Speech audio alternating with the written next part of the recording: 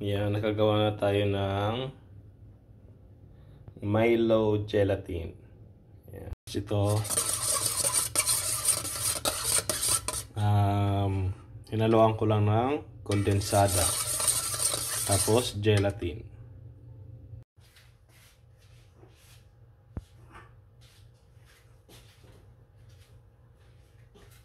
Yan, siguraduhin lang na malamig na yung una nating layer.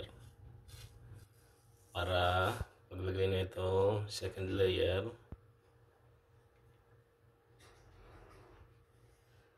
Yan.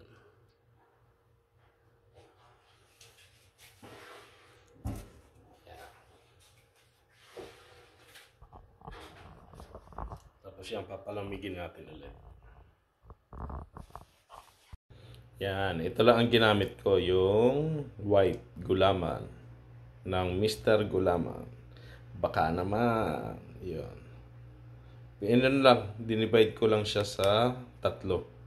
Isang powder, tapos dinivide ko sa tatlo. Yan, hinalo ko na yung last jelly. Tapos lalagyan natin ng coffee.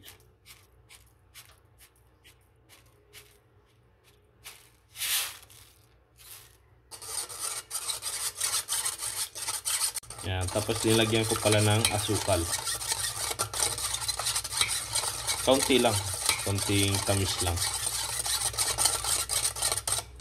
Yan, tapos lutuin na natin.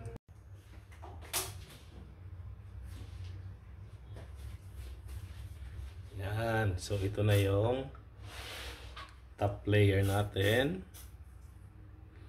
Yung coffee.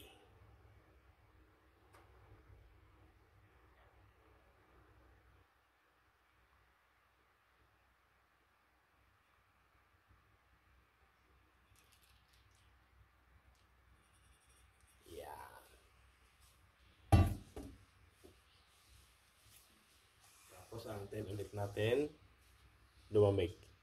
Yan, meron tayo rito all-purpose cream. Ito chinil ko ng 24 hours.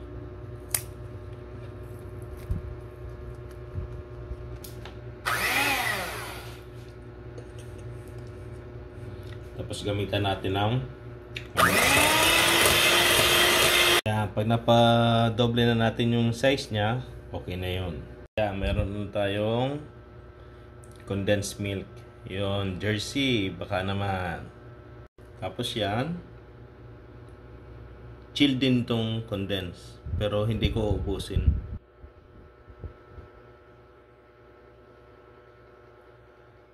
Depende na sa inyo kung anong gusto nyo tamis.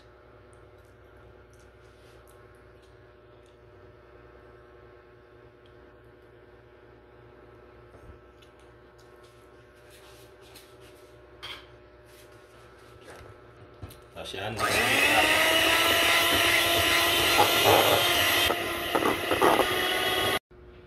Yan. Ang mangyayari, hindi natin ipagsasama yung ginawa nating mixture. Kasi magtutubig siya.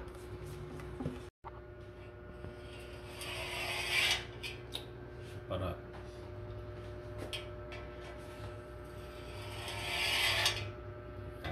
hiwain na natin.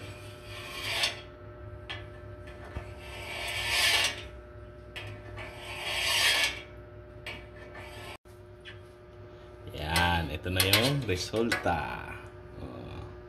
Ibaba mo siya.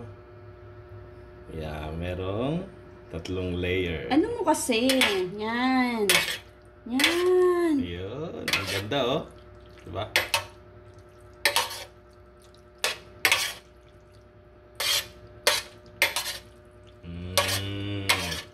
Sige.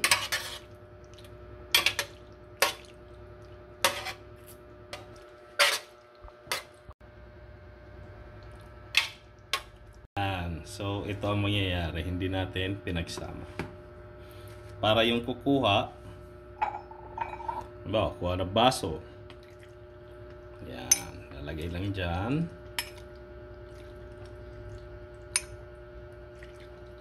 ng certain amount kung anong gusto mo.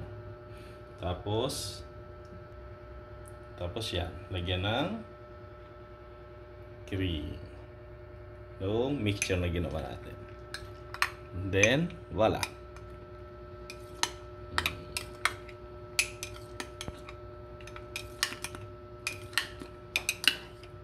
Okay, meron na tayo.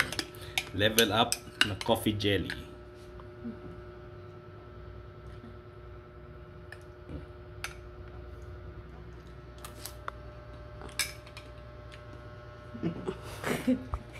Wow.